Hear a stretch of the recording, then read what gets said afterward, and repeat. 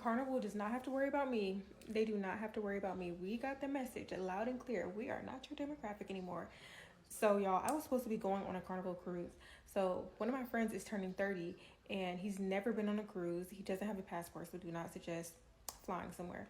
So, Carnival Cruise Line does not like black people, and they don't want black people taking their cruises, okay? It started off with the speakers telling people that they can't bring speakers no more. Why would you not want people to be able to bring speakers to listen to their own music? Anyway. So, I was planning on going on a Carnival cruise for my birthday this year in December.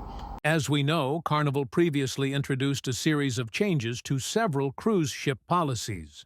Some of these adjustments, such as banning handheld fans and rumors of restricting hip-hop music, coincided with a period that upset many black passengers who felt they were being specifically targeted and discriminated against. In practice, however, the results of these policy changes seem to have had a positive effect.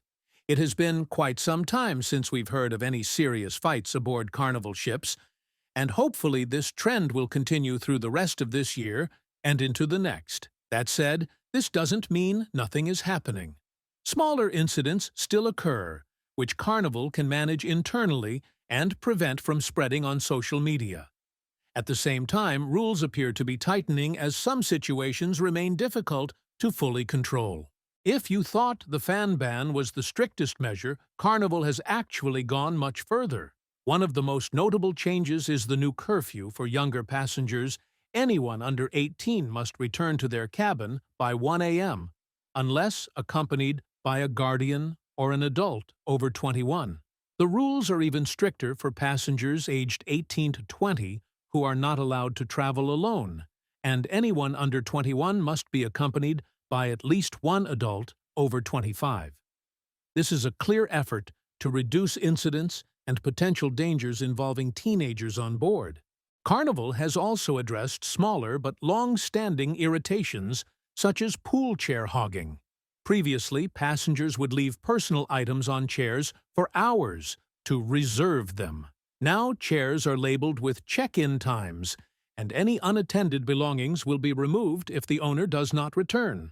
This ensures fairness and prevents disputes on deck. Recently, rumors about Carnival banning hip-hop music and even the popular dance the wobble, which was blamed for causing issues, have resurfaced. While there's no official confirmation, these reports have sparked discussion about how Carnival is changing its onboard operations. On the other hand, some passengers have confirmed that things are largely normal. I'm on a cruise right now. The music hasn't changed. Hell, we wobble and line danced the entire cruise. Yes, the fan ban is in place. Just got off a Carnival cruise.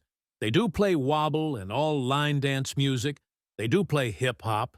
I barely saw children, and they pulled off all the stickers on suitcases. We did see a fight between a man and woman on the Lido deck. I just got off Carnival Celebration, and they are playing the wobble dance. So far, music hasn't changed, but one thing is clear. If you're planning to sail with Carnival, you'll need to prepare to follow these new rules, and cruising may no longer feel as carefree as it once did. Why are there so many new rules? Cruises were once simply a mode of transportation, but today, the ship itself is the destination.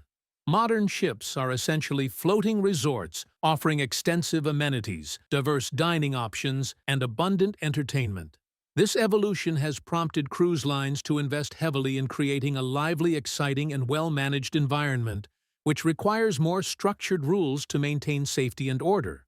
Unfortunately, not everyone follows the rules, or even behaves appropriately. A striking example widely reported involved a violent brawl aboard the Carnival Sunrise on June 7th, shortly after the ship departed Half Moon Cay in the Bahamas. The chaos left passengers stunned and forced ship security to act quickly. The fight erupted in the ship's pizzeria, where shouting quickly escalated into physical confrontation, with chairs being thrown, as bystanders scrambled to get children out of the way.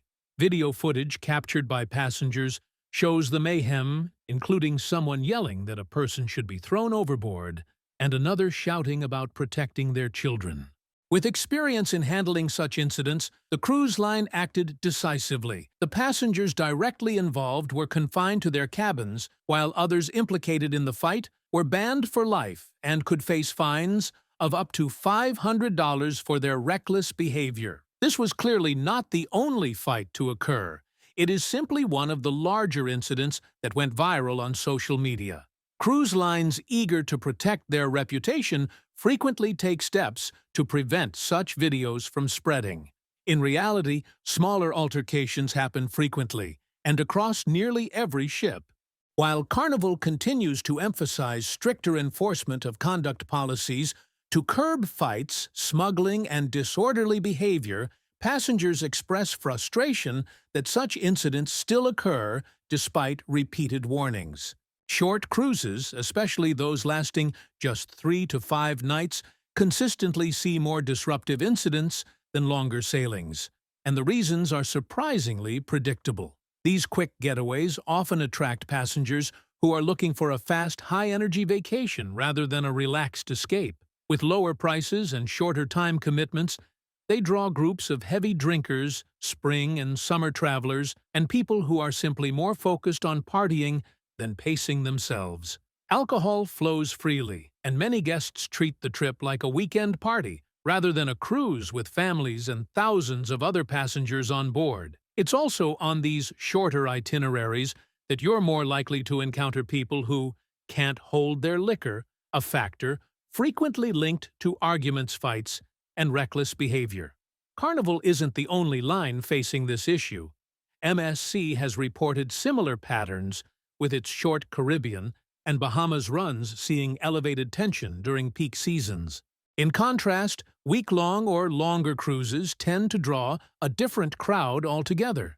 Families, seasoned cruisers, retirees, and travelers who want a full vacation experience. The atmosphere shifts dramatically on these sailings. People pace themselves, spend more time exploring ports, and generally focus on enjoying the ship rather than pushing their limits. The result is fewer confrontations, fewer late-night blow-ups, and far fewer incidents going viral on social media. In the end, the length of a cruise shapes the onboard culture, and shorter trips often create the perfect conditions for tempers to flare. It's clear that fights can occur on any cruise line that offers shorter, more affordable sailings. For this reason, cruise lines are increasingly tightening regulations for passengers to prevent incidents and reduce the need for lifetime bans. Honestly, if you follow the rules, the cruise line has no reason to ever ban you from sailing in the future. Royal Caribbean, one of the largest cruise brands in the world, has recently introduced several new restrictions, one of the most surprising being a crackdown on the long-standing passenger tradition of hiding rubber ducks on board. This change has raised eyebrows among cruisers who see the activity as harmless fun, but the cruise line says the rule is necessary.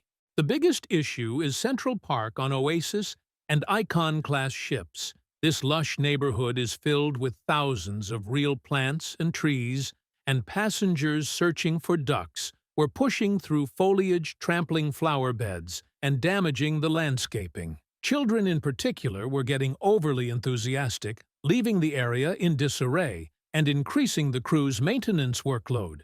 As a result, Royal Caribbean has now banned hiding ducks in Central Park's live plants and strongly advises guests not to hide them in pools, hot tubs, or retail shops either. Royal Caribbean has also doubled down on pool chair hogging a persistent problem across the industry. The official policy states that deck chairs are first come, first served, and belongings left unattended for more than 30 minutes may be removed by staff. However, many guests say this policy is rarely enforced, leaving early risers free to claim loungers for hours and fueling ongoing frustration on busy sea days. Norwegian Cruise Line NCL and MSC Cruises have similarly extensive lists of prohibited items and behaviors, reflecting a shared industry priority of safety and efficient operations. Common banned items include drones, weapons and ammunition, open-flame items, irons and other heating devices outside beverages, and high-risk electronics like large batteries, laser pointers, or ham radios. MSC also bans hoverboards and extension cords due to lithium-ion battery risks. All these rules raise an important question. Are cruise ships slowly turning into nanny states? Many passengers feel that the growing list of bans, especially those affecting personal expression and harmless fun, reduces spontaneity and freedom. The prohibition of Bluetooth speakers, handheld clack fans, and even duck hiding can feel like overregulation. Curfews for minors and stricter rules for adults traveling with minors further contribute to a sense of increased surveillance and control. Still, many bans make obvious sense. Weapons, illegal drugs, and fire hazards pose serious risks on a ship carrying thousands of people. And with such dense populations in small shared spaces, cruise lines must prevent behavior that could create safety issues, damage property, or disrupt other guests. The challenge is balancing necessary precautions with the freedom and fun that define the cruising experience. Ultimately, passengers themselves play a critical role in keeping cruising enjoyable.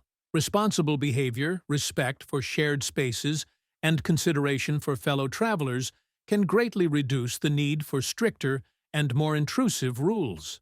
The future of cruising depends on maintaining safety and order without losing the sense of adventure and escape that makes life at sea so appealing.